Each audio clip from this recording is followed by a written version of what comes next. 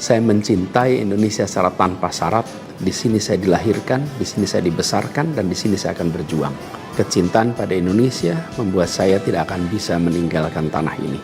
Saya akan tetap berada di Indonesia. Kenaikan pajak pertambahan nilai atau PPN 12% yang mulai berlaku pada 1 Januari 2025 menjadi perdebatan di kalangan pengguna media sosial belakangan ini. Namun, mayoritas publik menolak kenaikan PPN tersebut. Di tengah polemik kenaikan PPN 12%, netizen menyoroti janji Anies Baswedan saat itu masih menjadi calon presiden di Pilpres 2024.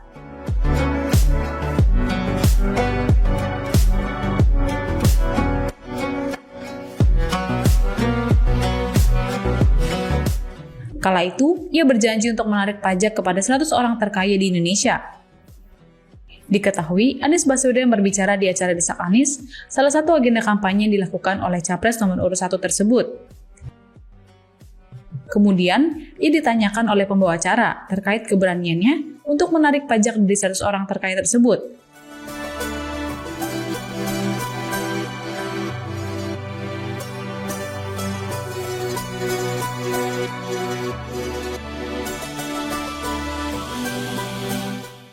Anies menyebut jika kekayaan yang dimiliki oleh 100 orang terkaya di Indonesia memiliki jumlah melebihi 100 juta penduduk di tanah air.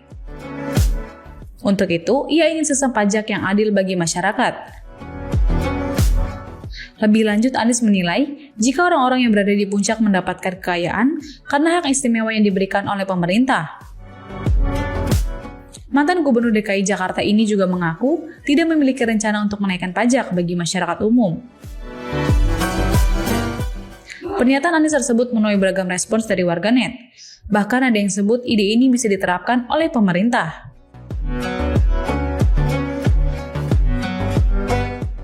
Teman-teman sekalian, kita ingin sistem perpajakan kita berkeadilan.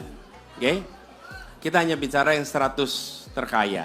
Dan 100 terkaya itu kekayaan mereka lebih dari 100 juta penduduk Indonesia. Sebuah gambaran ketimpangan.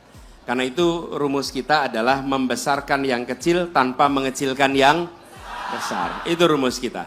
Jadi kita ke depan ingin meningkatkan produktivitas. Dan kita ingin agar perpajakan kita pada yang paling atas itu harus berkeadilan. Jangan sampai kepada yang paling atas. Ini bukan kepada yang di tengah. Ini hanya 100 yang teratas supaya lebih berkeadilan. Dengan begitu, kita akan menyaksikan manfaat itu dirasakan orang Indonesia lebih banyak. Kenapa? Hampir semua yang di puncak itu mendapatkan kekayaan sebesar itu akibat privilege yang diberikan oleh negara. Privilege, apakah itu pertambangan, apakah itu perkebunan, apapun itu datangnya dari negara.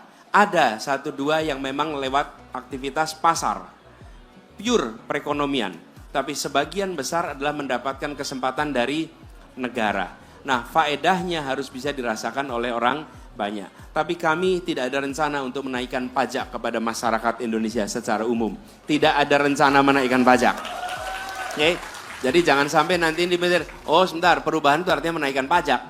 Loh, kita justru ingin lebih efisien.